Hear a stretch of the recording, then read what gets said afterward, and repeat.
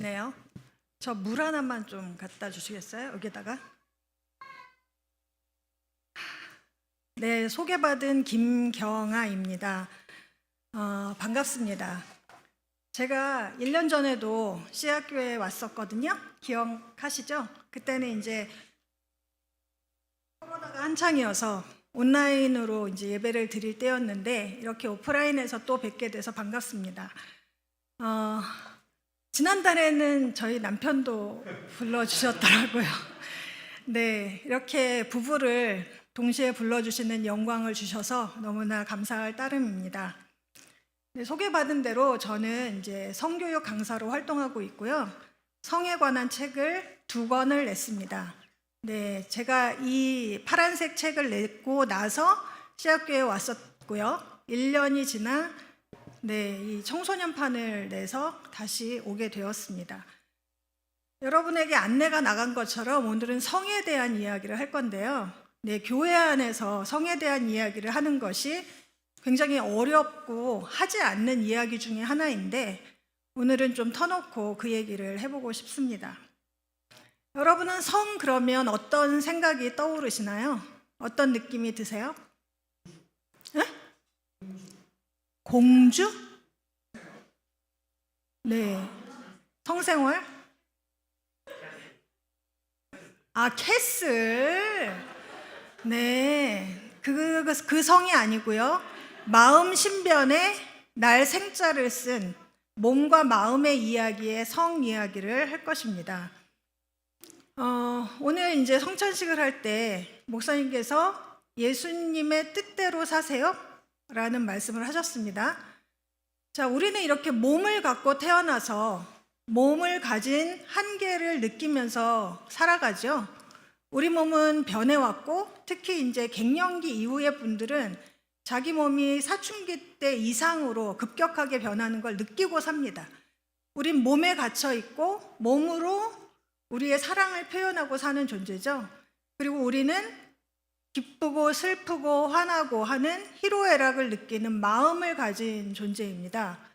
그래서 우리의 몸과 마음으로 어떻게 예수님의 뜻대로 관계를 맺으며 살 것인가 고민하는 게 바로 성입니다.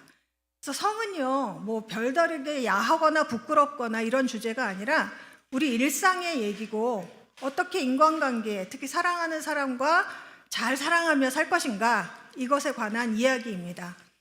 제가 여기 들으니까 이제 초등학생부터 저보다 연세가 많으신 어르신까지 함께 있는 자리에서 성 이야기를 하는데 여러분 아시죠? 굉장히 어려운 청중이라는 거. 네, 강사 입장에선 이 모두를 만족시켜야 되는 그런 특강이어서 여하튼 해보겠습니다. 최대한 쉽게 해볼 테니 우리 초등학생도 좀 귀를 기울여 보시면 좋겠어요. 저는 이제 원래부터 성교육을 하는 강사는 아니었고요. 제가 성에 대해 관심을 가지게 된 계기는 이 파란색 책, 성을 알면 달라지는 것들에 자세히 적어 놓았습니다. 그런데 이 노란색 청소년 버전을 내게 된 사연이 있는데요. 이제 어떤 독자가 출판사에 전화를 했답니다. 이 파란색 책을 읽었는데 너무 좋다. 근데 이게 이제 우리 청소년 아이들에게는 좀 어려우니 청소년들이 읽을 만한 청소년 버전의 성교육 개론서를 좀 써보면 어떻겠냐. 그래서 출판사가 회의를 했고요. 회의를 거쳐서 저에게 그러면 청소년판을 써줄 수 있겠습니까? 라고 이제 부탁을 해온 거죠. 네, 저 출판사에서 원고 부탁받는 사람입니다. 여하튼 그래서 내게 된 이제 청소년판인데 이 성을 알면 달라지는 것들이 잘 됐으니까 출판사에서 청소년판을 내자고 한 거죠. 네.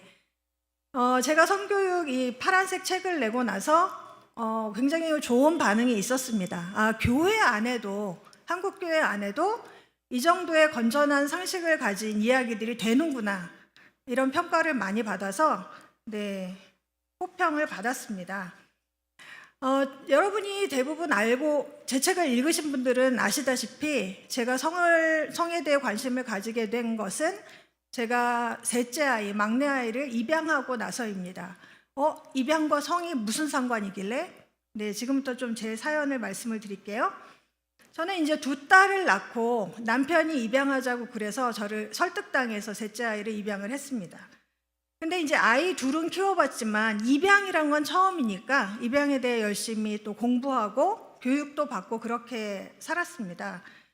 그러면서 알게 된 사실이 있는데요. 우리나라에 매년 낳아준 부모와 헤어지는 아이들이 굉장히 많이 발생한다는 것을 알게 되었어요. 그러면서 여러분 추측해 보시겠어요? 왜 이런 일이 발생할까요? 왜 낳아준 부모가 자기 아이를 포기하는 일이 발생하죠? 여러분 추측해 보시면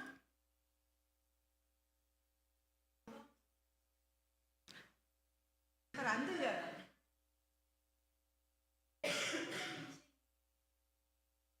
네, 결혼하기 전에 임신해서 우리가 흔히 미혼 부모라고 알고 있는 그런 미혼 부모들이 많이 발생하는데 이들은 왜 자기 아이를 포기할까요?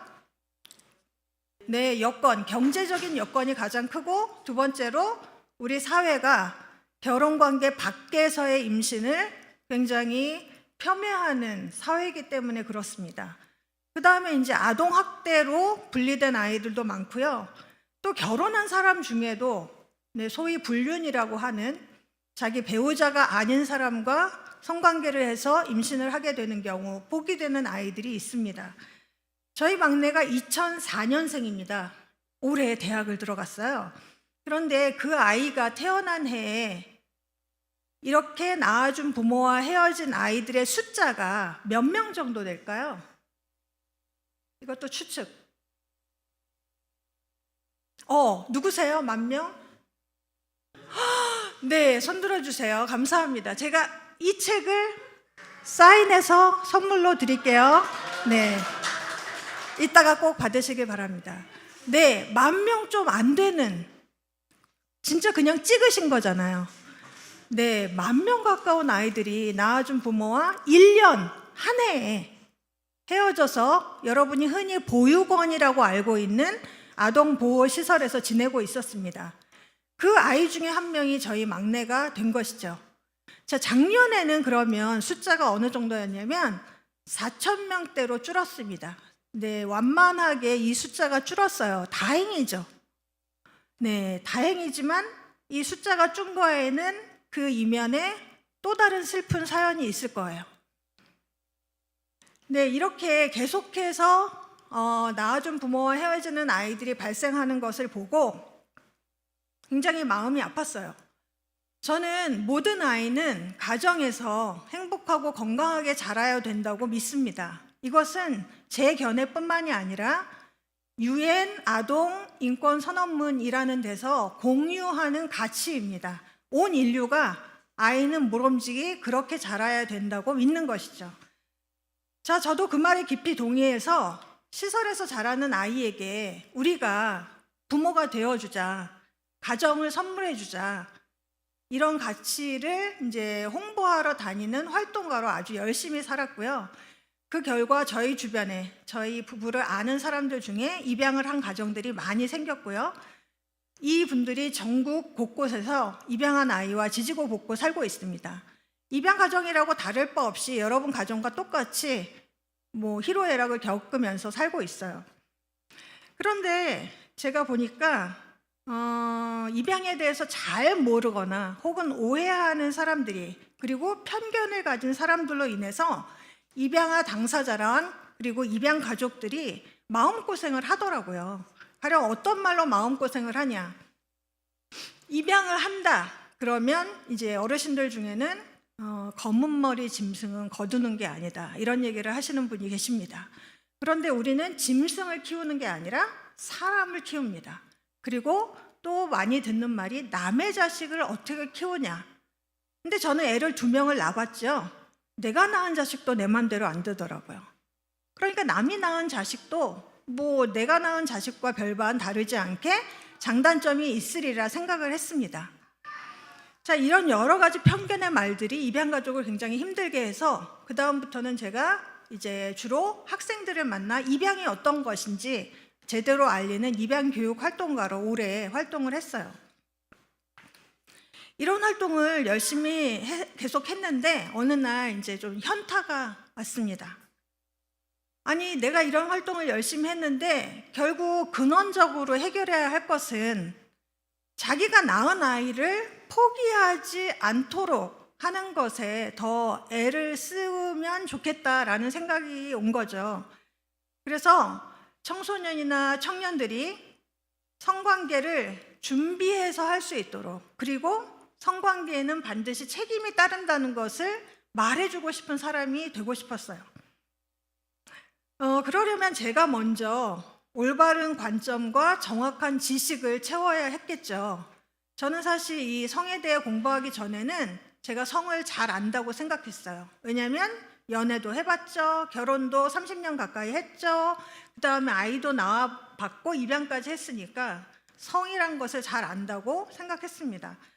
그런데 진짜 실제로 제가 공부를 하기 시작했는데 이 공부는 재미있었어요. 하면 할수록 할 게 많았고요. 제가 성장하고 있다는 것을 느끼게 해주었습니다.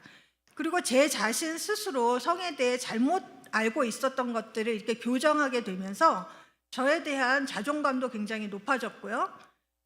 제가 예전에 했던 실수에 대해서 바로 해석하게 되고, 그러면서 건강한 관점의 자아를 갖게 되었습니다.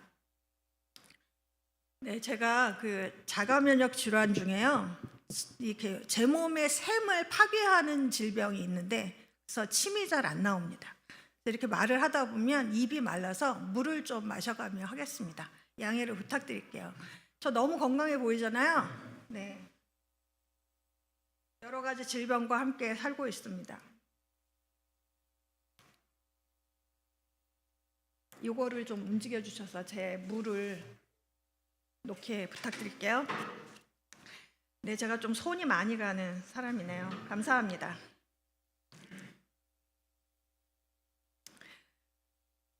처음에는 성관계를 잘하는 거, 뭐 이런 것만 알면 되는 줄 알았습니다. 그런데 여자와 남자란 무엇인가? 정체성이라는 건 뭐지? 그러면 평등이란 무엇일까? 여자와 남자가 평등하고 평화로운 관계를 맺으려면 어떻게 해야 되지? 이런 쪽으로 이제 알아야 할 게 굉장히 많아졌습니다. 이렇게 열심히 공부하고 노력하는 저의 노력이 알려지면서 이제 몇몇 분들이 우리 학교도 와달라, 우리 교회도 와달라 이렇게 하고 나중에 입소문을 타서 수많은 사람들 앞에서 강의를 하게 되었고요. 이렇게 책을 2권이나 내는 작가가 되었습니다. 이러는 동안 칭찬도 많이 받았는데요. 제 평생 들어보지 못한 비난과 모욕도 들어야 했습니다. 이 시간에는 제가 성교육 강사로 올해 7년째인데요. 이렇게 성교육 강사로 사는 동안 느낀 점을 토대로 여러분께 말씀을 드리려고 합니다. 첫 번째, 교회에서는 저에게 강사님 성경적인 성교육을 해주세요 이렇게 부탁을 합니다.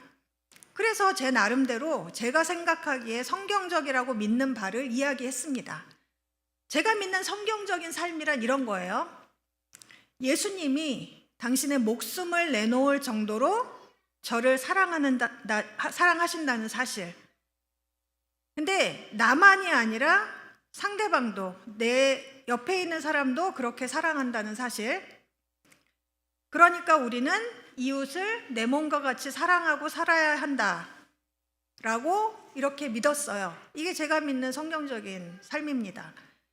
그래서 이런 단순한 성경적인 진리를 제가 얘기를 했습니다. 근데 그러는 과정을 통해 제가 깨달은 게 있는데요.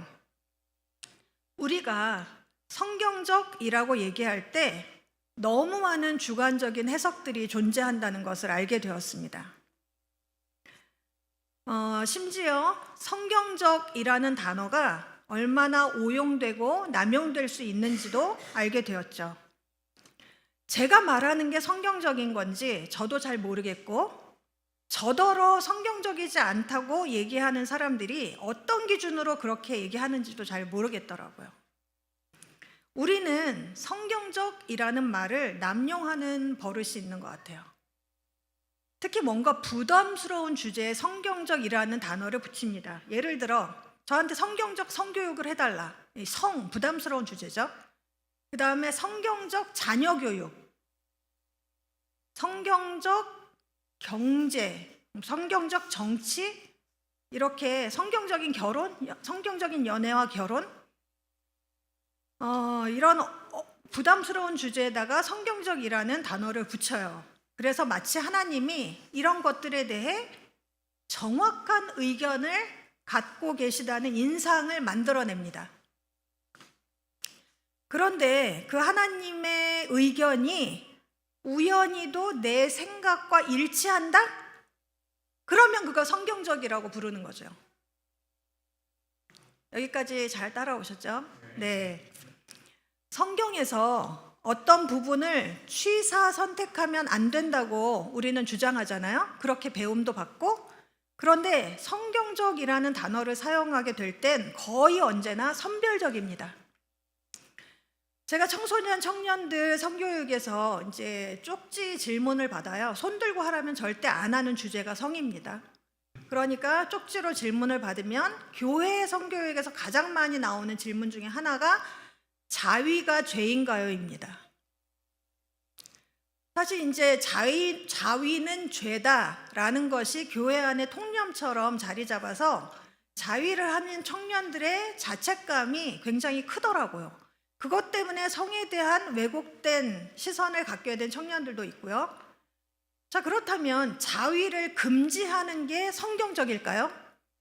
아니면 건강한 자위를 할 수 있도록 조언을 해주는 게 성경적일까요? 결혼 전에는 절대 성관계를 하면 안 된다라고 겁박하는 게 성경적일까요? 아니면 너의 인생에 가장 최선의 성관계는 어떤 것인지 스스로 생각하고 판단하고 결정하도록 도와주는 게 성경적일까요? 남자는 바깥일을 해야 되고 여자는 집안일을 하는 게 성경적이다. 이게 성경적인가요? 여자는 강단에 세우면 안 되고 교회에서 장로나 목사가 될 수 없다. 이게 성경적인가요? 아니면 시대의 흐름에 맞춰 남녀 모두 자기가 잘하는 일로, 잘하는 재능으로 밥벌이를 하면서 이웃과 교회를 섬길 수 있다. 이렇게 말하는 게 성경적일까요? 한 20여 년 전쯤에 제가 이제 교회를 다니고 있었는데 말씀 사경회를 했습니다. 한 목사님, 그 교단은 여자에게 안수를 주지 않는 교단이었죠. 한 남자 목사님을 모셔서 설교를 듣는데 정확히 말씀하셨어요. 여자는 바깥일을 하지 말아라. 여자는 남편을 서포트하는 게 하나님의 사명이고, 그리고 남편이 집에 들어오면 집안일 시키지 말아라. 남편의 성공을 돕는 것이 여자의 할 일이다라고 정확히 말씀을 하셨어요. 네, 그때 저는 이렇게 갓난아기를, 어린아이를 키우고 있었을 텐데 네, 말씀을 듣다가 조용히 아이를 안고 일어나서 잠옷실로 갔습니다. 거기에 저와 비슷하게 그 말씀이 자기를 너무 힘들게 하는 자매들이 모였습니다. 네, 우리는 어쨌든 부부간에 서로 대화를 통해 집안일과 바깥일을 나눠서 할 경우가 생기죠. 어떤 기간에는. 그러다가 아이가 자라면서 저처럼 다시 전업주부의 옷을 벗고 사회로 나와서 자기 활동을 할 수도 있는 것입니다. 네, 어떤 것이 성경적인지 그들이 말하는 성경적인 것과 제가 믿는 성경적이라는 게 굉장히 다르더라고요. 특히 이 성경적이라는 단어가 굉장히 오용되고 남용되는 분야가 있는데 바로 동성애, 이성애라는 성적 지향에 관한 것입니다. 저는 이 파란 책에도 이 성적 지향에 대해서 썼고요. 청소년판에도 썼습니다. 이 주제는 말 한마디 잘못하면 이 바닥에서 사라지기 쉬운 주제이지만 저는 피해가고 싶지 않았어요. 자, 동성애에 대한 성적 지향에 대한 성경적인 견해는 무엇인가요? 여러분은 어떻게 알고 계세요? 이 부분에 들어가면 이제 논란이 아주 뜨겁습니다.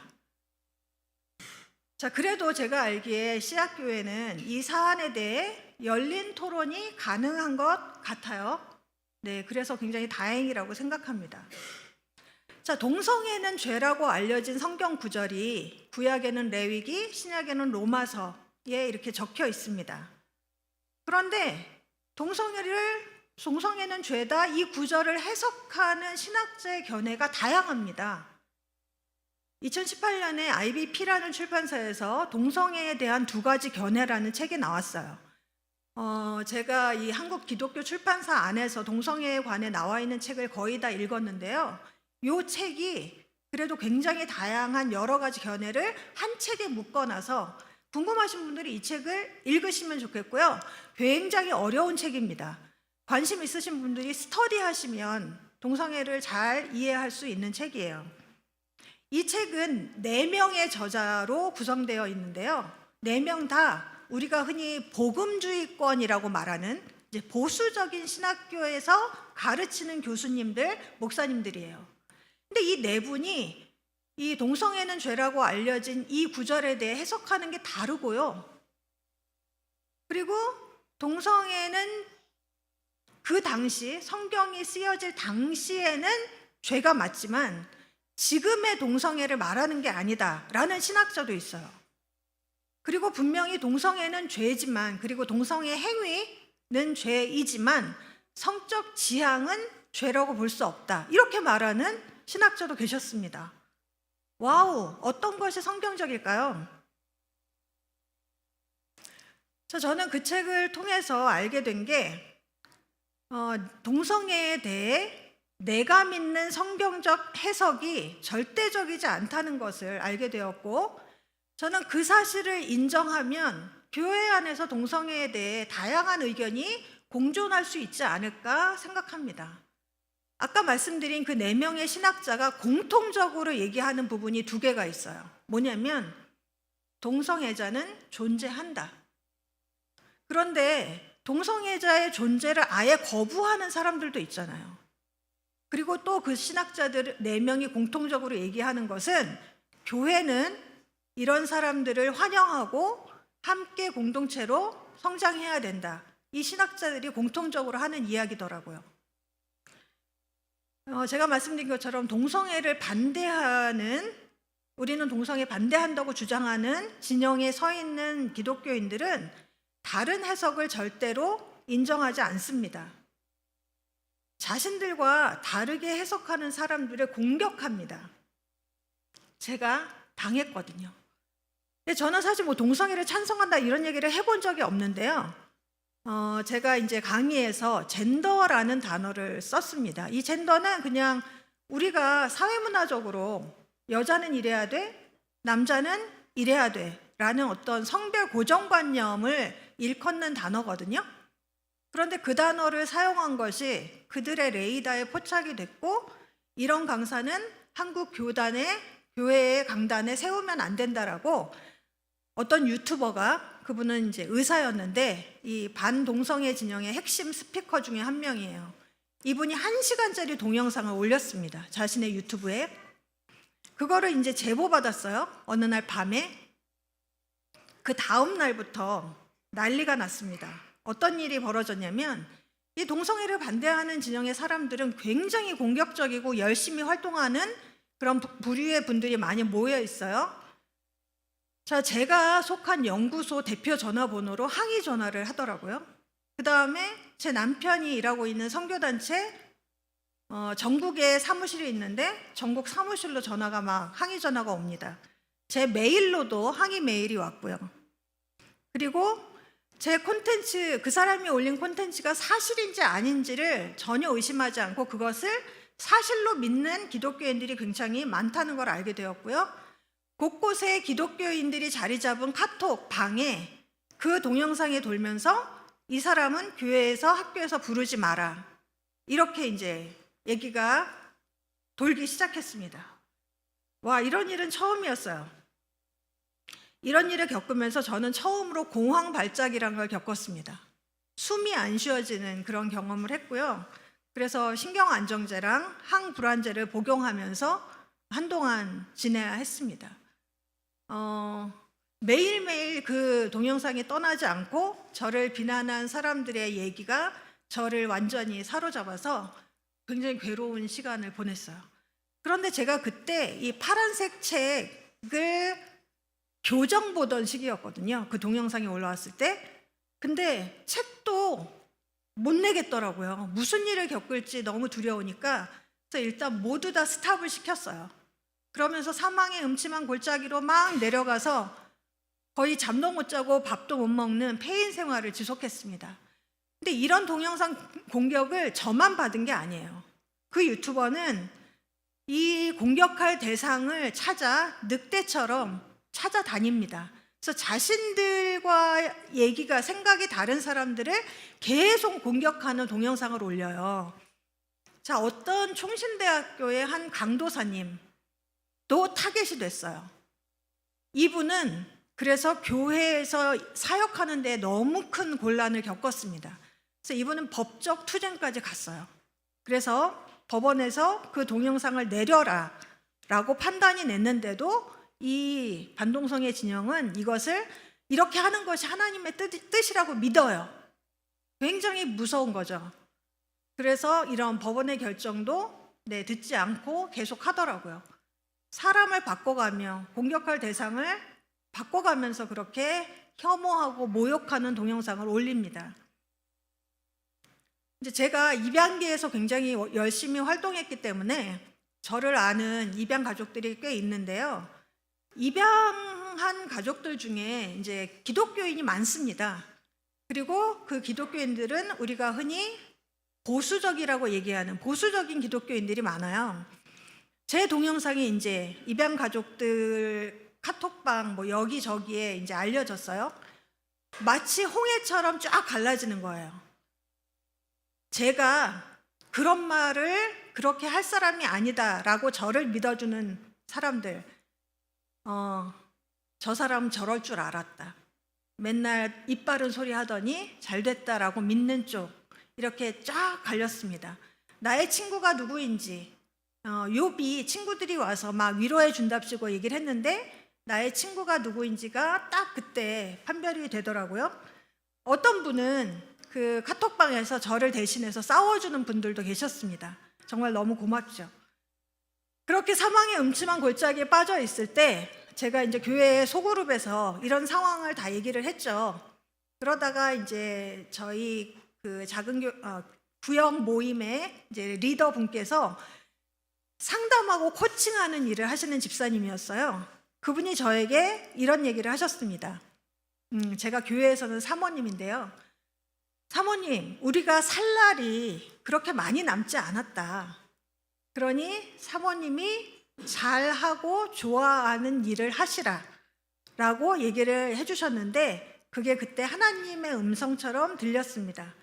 그래서 다시 힘을 내어 제가 좋아하고 잘하는 일은 좋은 컨텐츠를 가진, 좋은 관점을 가진 책을 쓰는 거였기 때문에 그때부터 다시 이 책을 쓰기 시작했고 그래서 이 책이 나온 겁니다.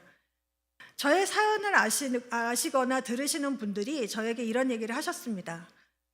그런 공격을 받으면 사라지는 사람들이 많대요. 그냥 내가 무슨 영화를 보자고 이런 얘기 들어가면서 이렇게 하나. 근데 저는 사라지지 않았습니다.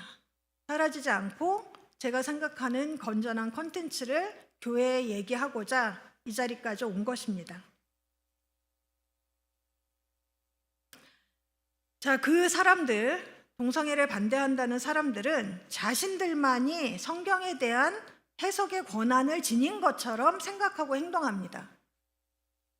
너도 성경적이지 않아. 쟤도 성경적이지 않아. 그러니 너희는 기독교 안에 있을 자격이 없어. 그 사람들 하는 얘기는 저는 이렇게 들렸어요. 이렇게 깎고 자신들만 남습니다. 그런데 자신들이 세운 기준에 어느 날 자기 발목에 이제 걸려서 넘어지는 날이 올 것이고 이러다 보면 아무도 남지 않는 기독교가 되겠죠. 바울은 로마서에서 여러분이 잘 아는 이런 말씀을 하셨습니다. 어떤 피조물이라도 우리를 우리 주 그리스도 예수 안에 있는 하나님의 사랑에서 끊을 수 없으리라 라고 단언을 했습니다.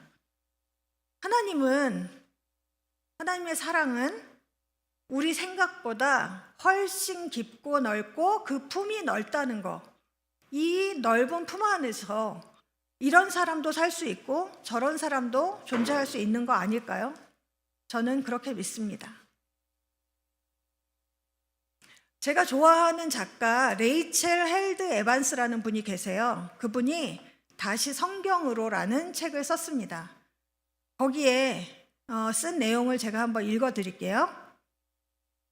따라서 우리 자신에게 던져야 할 질문은 이것이다.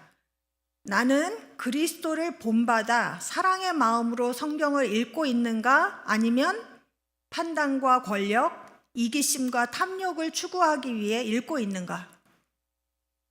나는 굴레를 씌우려 하는가? 자유를 주려 하는가? 짐을 얹으려 하는가? 거두려 하는가? 세상에서 가장 강력한 이야기들이 성경과 함께 우리에게 주어졌다. 그 힘을 선용할지 악용할지, 억압의 도구로 사용할지 해방의 도구로 사용할지는 바로 우리 손에 달려 있다. 우리는 솔직하게 이런 질문을 해보아야 합니다. 나는 성경에서 무엇을 보고 싶은가? 무엇을 보려고 하는가? 여러분, 노예제도를 찬성하는 쪽에도 기독교인들이 있었고요. 노예를 해방시키려고 애쓴 사람들 중에도 기독교인들이 있었습니다. 어떤 것이 성경적일까요?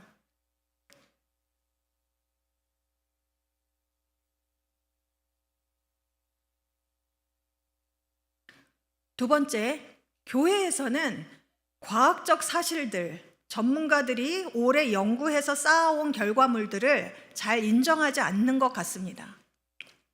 제가 성회대 공부하면서 제 시각을 획기적으로 바꾸어 놓은 사실이 간성의 존재였다고 제가 이 성을 알면 달라지는 것들에도 밝혔습니다. 간성이라는 것은 명확하게 성별을 특정할 수 없는 사람을 말해요. 자, 남자는, 여러분 남자분들, 남자는 음경과 고환이 있고 성염색체는 XY고 그 다음에 남성 호르몬이 주를 이루죠. 이건 그냥 우리 중학교 때 배운 생물이에요. 여자는 그와 반대로 자궁과 난소가 있고 XX 염색체, 그 다음에 여성 호르몬이 우리 몸을 주관해요. 그런데 이런 성별의 특징이 모호한 평균과 다른 통계적 소수자를 우리가 간성이라고 불러요. 그러니까 XX 염색체가 아닌 XXO 염색체인 사람도 있고요. X 염색체 하나인 사람도 있어요. 이런 사람들은 남자다 여자다라고 분명하게 말할 수 있는 사람들이 있다는 거예요.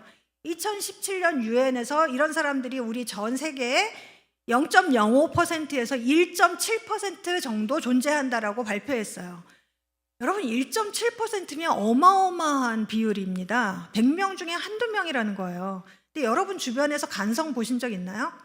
없어요. 왜냐하면 우리나라는 출생한 지 한 달 이내에 아이의 성별을 결정해서 출생신고라는 걸 해야 합니다. 그러니까 빨리 아이의 성별을 결정해줘요.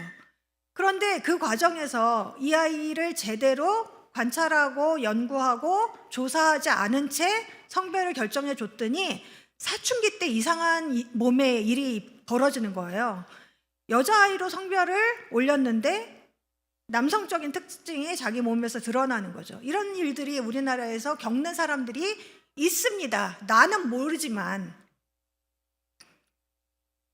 자, 그런데 이거는 제 견해가 아니라 과학적인 사실입니다. 그래서 세상엔 남자와 여자 그리고 간성인 사람들, 즉 성별을 명확하게 특정할 수 없는 사람들이 있다, 존재한다 이렇게 얘기했을 뿐인데 굉장히 혼란스러워들 하시더라고요. 네, 뭐 그럴 수 있죠. 처음 듣는 거니까 혼란스러울 수 있습니다. 그런데요, 어떤 기독교인은 불같이 화를 내시더라고요. 아니, 제가 만든 것도 아닌데 왜 저한테 화를 내시죠? 창세기에 보면 하나님은 남자와 여자를 창조하셨다고 하면서 이제 화를 내시는 거예요. 그러니까 간성을 얘기하는 것은 성경적이지 않다라는 것이 그분들의 이제 주장입니다. 자, 이 부분에서 저는 성경을 문자적으로 해석하는 것에는 문제가 있다. 또 성경은 과학 교과서가 아니다. 이런 이야기까지 해야 했습니다. 저는 그냥 성교육을 하고 싶었을 뿐인데 막 신학도 얘기해야 되고 해석학까지 다루어야 하는 어려움이 생기더라고요. 자, 이렇게 전문가가 밝혀놓은 과학적 사실이 교회에 들어오면 교회가 흔들리나요? 아니요. 그 사람들은 그냥 존재하고 그 존재를 인정해 주는 게 교회가 할 일이라고 저는 생각합니다. 자, 그들과 더불어서 어떻게 살아가야 할까 방법을 찾아보는 게 성경적인 것 아닐까요? 그리스도인은 그래야 하는 거 아닐까요? 저는 그렇게 믿습니다. 세 번째, 앞서 말씀드렸듯이 저는 준비된 성관계의 중요성을 얘기하고 싶어서 공부했고 성교육 강사가 됐다고 말씀드렸어요. 그러니까 당연히 피임을 강조하게 됐습니다. 사춘기에 들어서면 이제 우리 아이들, 여자아이, 남자아이 다 몸의 변화가 생기고 남자아이는 발기를 하고 사정을 하는 능력이 생기고 여자아이는 월경을 합니다. 자, 이렇다면 이 아이들에게 이제 피임을 가르쳐야 한다고 했죠. 임신이 어떻게 되는 것이고 준비된 성관계를 하지 않고 책임을 지지 않을 때 누가 고통을 겪는지 임신한 당사자뿐만 아니라 그 아기까지 고통을 겪는다는 얘기를 해주어야 된다고 얘기를 했죠. 그러자 난리가 났습니다. 이렇게 일찍부터 성관계나 피임을 가르치면 그 아이들에게 오히려 빠른 성관계를 조장하게 될 거라는 거죠. 그러면 여러분, 아이들이 피임을 하지 않고 성관계를 하는 것과 피임을 하고 성관계를 하는 것, 어떤 게 아이들에게 더 나을까요? 어느 중학교 보건 선생님이 하신 말씀인데요. 피임 교육을 학교에서 하고 났더니 이제 목소리 큰 학부모님들의 항의 전화를 받았답니다. 왜 학교에서 아이들에게 피임을 가르치냐는 거죠. 자, 이렇게 목소리 큰 학부모가 학교나 교육청에 민원을 넣으면요, 무슨 일이 발생하냐면 그 다음부터는 그 수업을 할 수가 없어요. 대부분의 학부모님들은 그래, 이런 거 학교에서 가르치는 게 건전한 거지라고 생각하는데 이분들은 목소리를 내지 않잖아요. 근데 한두 분이 왜 우리 아이에게 이런 걸 가르치냐 하면 더 이상 그 수업을 할 수 없는 겁니다. 몇 년 전에 한 고등학교예요. 보건 선생님이 이런 광고를 내셨어요. 우리 다음 시간에는 피임에 대해서 배우겠다. 내가 콘돔을 준비할 테니까 너희는 바나나를 가져오렴. 이렇게 광고를 했습니다. 무슨 일이 벌어졌을까요? 또 이제 목소리 큰 학부모들이 학교와 교육청에 민원을 넣습니다. 왜 아이들에게 피임을 가르치냐며. 담당 선생님은 민원이 들어가면 조사까지 받아야 돼요. 그래서 그 수업은 할 수가 없게 되었습니다. 저는 학교에서, 그것도 고등학생이잖아요. 무슨 초등학생도 아니고 고등학생에게 수업으로 피임을 가르친다니, 저 같으면 부모인 내가 못했는데 너무 땡큐 베리머치다 라고 생각할 것 같거든요. 근데 아닌 분들도 있는 거죠. 저는 알면 한다 라고 생각하는 그 부모님들의 두려움을 보면서 이런 생각을 하게 됐어요. 야, 우리 부모들이 자기 아이를 정말 못 믿는구나. 근데요, 내가 내 아이를 믿어주지 않는데 누가 내 아이를 믿어줄까요? 물론 아이들은요, 호기심이 있고 뒷일을 생각하지 않고 일을 저지르는 경향이 있습니다. 하지만 가야 할 방향을 알려주고 최선의 선택을 하도록 도와주고, 그런데 실수하고 실패한 아이들이 돌아올 둥지가 되어주는 일, 그렇게 실수하고 실패한 아이를 보듬어주는 일, 저는 이게 부모를 비롯한 어른들이 해야 할 일 아닐까 싶습니다. 근데 안타깝게도요, 올해 이제 그 교과서 교육 개정이 개편이 됐거든요. 역사 교과서도 난리가 났어요. 그런데 이 보건 수업에서도 피임 교육이 빠졌습니다. 전반적으로 사회가 보수화되면 이런 일들이 벌어지는 거죠. 우리 아이들은 그러면 어디서 이런 정보를 얻나요? 네, 유튜브에서 잘못된 정보로, 그리고 좋지 않은 관점의 컨텐츠들을 흡수하겠죠. 자, 마지막으로 제가 심각하다고 느낀 점은 바로 한국 사회에서 페미니즘을 둘러싼 갈등입니다. 아까 말씀드린 것처럼 저는 성관계를 잘하는 거 이런 것만 얘기하면 될 줄 알았는데 남자와 여자에 대해서 이제 탐구하다 보니까 남자 여자의 성 갈등 이런 것까지 이제 생각하게 되었어요. 여러분, 성차별, 성폭력은 남성과 여성 중에 어떤 성별이 절대적으로 불리할까요?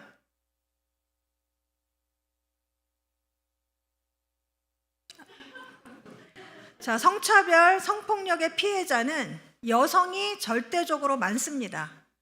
이것도 그냥 조사 결과예요. 제가 주장하는 게 아니라. 자, 3월 8일이 여성의 날입니다. 그래서 어제 토요일 날 시청광장에서 이제 여성의 날 행사를 크게 했더라고요. 자, 이것과 관련하면 이제 우리나라의 성차별, 성폭력의 현실 이런 게 기사로 많이 나와요. 자, OECD 국가 중에 우리나라는 26년간 남자와 여자의 임금 격차가 가장 많이 벌어진 나라입니다. 26년간 1위를 우리가 계속 유지했어요. 같은 스펙을 가진 남자와 여자를 비교해 봤을 때도 남자가 임금이 많습니다. 자, 그러면 여기서 이제 또 싸움이 나죠. 남자는 군대 가지 않냐. 그러면 이제 인터넷에 난리가 납니다. 그럼 니네가 애를 낳을래? 이렇게 이제. 자, 이렇게 성차별, 성폭력은 여성이 많이 겪으니까 이런 현실을 개선해 보려고 노력하자. 이게 페미니즘이에요. 뭐 대단한 게 페미니즘이 아닙니다. 그런데 이런 얘기를 하잖아요. 그러면 교회든 학교든 일반 학부모 그룹이든 페미니즘의 피읍자만 꺼내도 큰 저항에 부딪혀야 했습니다. 어떤 그룹이 저항할까요? 네, 주로 남성들이 저항을 합니다. 야, 우리가 얼마나 힘들게 사는 줄 알아? 야, 집에서 내가 마누라한테 꼼짝도 못해. 나 여자 안 싫어해. 여자 좋아해. 이런 얘기들이 이제 막 들리는 거죠. 자, 그들은 구조적 성차별은 없다는 정치인들의 발언에 힘입어서 그러니까 페미니스트를 폄하하는 말이죠. 페미들이 세상을 망치고 있다고 저에게 강력히 항의를 하더군요. 그러면서 저에게 꼴페미라고 불렀습니다. 자, 꼴페미가 뭐냐면 페미니스트를 이제 폄하하는 단어예요. 꼴자를 붙여서, 꼴값을 한다에 꼴자를 붙여서 꼴페미라고 부르더라고요. 아니, 저 50 중반에 여성인데 꼴페미라고 얘기를 듣습니다. 제가 딸이 3명인데요. 저희 10대, 20대 딸들과 대화를 해보면 저는 페미니즘 근처도 못 가는 사람이에요. 그런데 겨우 이 정도 얘기를 했는데도 꼴팸이라는 얘기를 듣고요.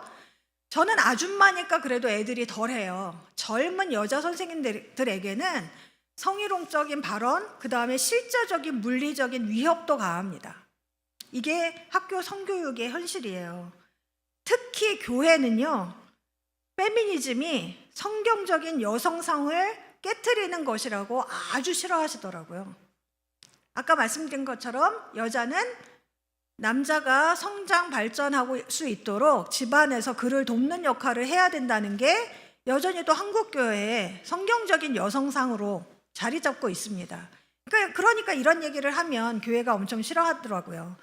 또 하나, 이걸 제가 남자가 아닌 여자가 하니까 굉장히 불편해를 하시는 것 같습니다.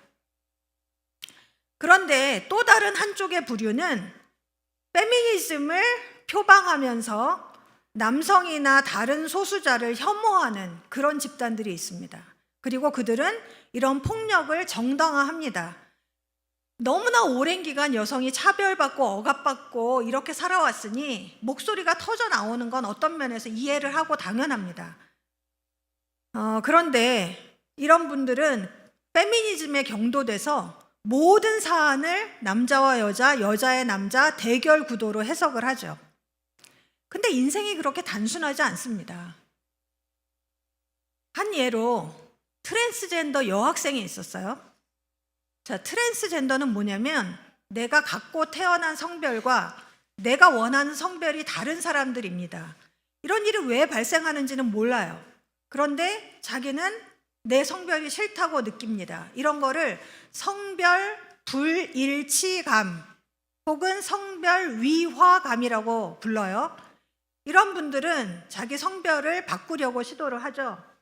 한 트랜스젠더 여학생이 숙명여대에 합격을 했어요. 그래서 이 학교에 갈지 말지 이제 고민을 한다. 뭐 이런 게 이제 기사로 났어요. 그런데 그 여학생의 입학을 완강히 반대한 그룹이 바로 페미니즘 동아리였습니다. 그들은 자신들과 다른 생각을 하는 온건한 페미니스트들을 향해서 너의 페미니즘은 페미니즘이 아니다 라고 말하기도 해요. 사실 근데 이것은 페미니즘의 정신을 위반하는 것입니다. 페미니즘은 다양성을 추구하고 소수자가 보호받을 수 있도록 애쓰자는 게 페미니즘의 정신인데 이런 페미니스트 있다는 거죠. 저는 이런 양쪽의 극렬한 페미니즘에 관한 갈등을 보면서 사실 페미니즘이 뭐라고 이런 극심한 갈등이 벌어지는지 잘 이해가 안 돼요. 저는 그냥 페미니즘은 우리가 처한 자리를 설명해주는 하나의 도구라고 생각합니다. 어떤 이데올로기든 초반에는 광풍을 일으킵니다. 남자와 여자 서로의 차이가 차별과 폭력으로 이어지지 않도록 저는 기독교인들이 목소리를 내는 게 맞다고 생각해요. 그게 성경적이라고 믿습니다. 지금의 광풍이 좀 잦아들어서 페미니즘이 저는 그냥 건전한 상식으로 자리 잡았으면 좋겠다고 생각해요. 성은 일상생활이고 관계입니다. 사실 우리 모두 다 부모님의 성관계를 통해 세상에 태어날 수 있었잖아요. 그러니까 성은 불 다 꺼놓고 서로 얼굴을 보지 않은 채 그렇게 얘기하는 이야기가 아니라는 것입니다. 성은 그냥 일상생활이니까 쉬운 주제예요. 피해갈 수 없는 과제입니다. 그런데 여기서 세상이 바뀐 것을 아셔야 합니다. 미스 김, 미스터 김 오늘 끝내주는데 옛날에 상사가 이런 얘기를 하면 그냥 부하 직원들은 허허허 농담처럼 웃고 넘어갔습니다. 그런데요, 세상이 바뀌었어요. 이런 이야기는 더 이상 농담이 아닌 성희롱이 될 수 있습니다. 자, 예전에는 아이스 깨끼 기억하시나요? 네, 아이스 깨끼를 남자아이들이 여자아이 치마를 들치며 장난처럼 놀이처럼 했습니다. 똥침 이런 것도 장난으로 했죠. 그러나 세상이 바뀌었어요. 이런 것을 장난이고 놀이로 한다면 큰 위기를 겪게 됩니다. 이런 것은 성폭력이에요. 타인의 동의를 구하지 않은 성적인 접촉이 성폭력이라는 인식이 이제 전 세계의 전반적인 상식으로 자리 잡았습니다. 시대가 변하고 그에 걸맞게 우리 역시 변해야 합니다. 성에 대한 감수성을 키우셔야 돼요. 자, 우리 부모님들, 어른들 잘 실수하시는 부분인데 오래간만에 만났어요. 살이 왜 이렇게 쪘어? 어머, 너 요즘 다이어트 하냐? 이런 몸에 대한 외모를 평가하는 말은 지양하면 좋겠어요. 물론 저는 어른들의 의도가 나쁘다고 생각하진 않습니다. 그러나 이 말을 들은 아이들은 상처를 입고요. 이 아이들의 자존감을 굉장히 낮게 만드는 말이 됩니다. 우리 아이들이 외모에 굉장히 예민해요. 이 아이들이 보는 시대가 그렇습니다. TV, 유튜브 보세요. 쭈쭈빵빵 너무나 예쁘고 잘생긴 아이들만 등장을 합니다. 그러다 보니 자기 키와 외모, 얼굴에 대해 자존감이 높질 않아요. 그래서 외모에 대한 평가를 지양합시다. 청년들의 연애와 결혼에 대해 자기 잣대로 평가하는 말을 하지 않도록 조심해야 합니다. 특히 저처럼 중년 이상의 어른들은 자신의 말과 행동을 늘 주의 깊게 살펴주세요. 잘 모르겠으면 자녀에게 물어보시고요. 잘 모르겠으면 부하 직원에게 물어보십시오. 하던 대로 하면 우리는 외로워지기 쉬워요. 아무도 우리 곁에 남지 않을 것입니다.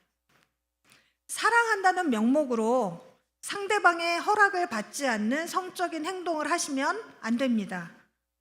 사귀는 관계에서는 그냥 눈만 보고 눈빛으로 알아요. 이렇게 하지 말고 나는 이것을 원한다. 너는 어떻게 생각하니? 이런 대화를 많이 하세요. 그렇지 않으면 성적인 행동, 사랑해서 했던 성적인 행동이 성폭력으로 변질하는 것은 순간입니다.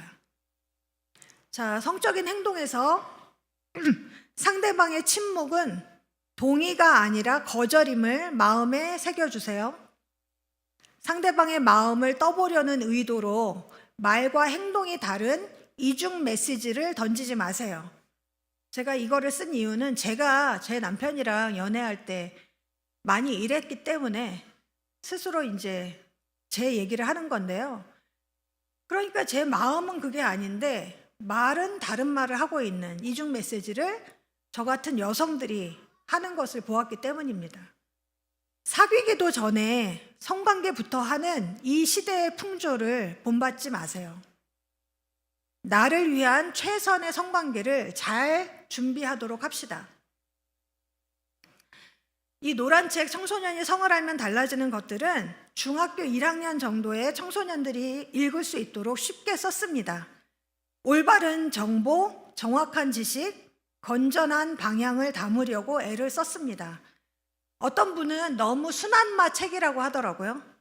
그리고 너무 보수적이다 이런 얘기를 했습니다. 네, 그러니까 안전하고 무해한 책입니다. 주변의 청소년들에게 널리 알려주시면 감사하겠습니다. 마지막으로 시작할 때 읽었던 말씀을 다시 한번 읽겠습니다. 자, 로마서 12장 2절인데요. 여러분은 이 시대의 풍조를 본받지 말고 마음을 새롭게 함으로 변화를 받아 하나님의 선하시고 기뻐하시고 완전하신 뜻이 무엇인지 분별하도록 하십시오. 여러분, 제가 이 청소년판 맨 마지막 문단에 쓴 내용을 읽어드리고 마치겠는데요.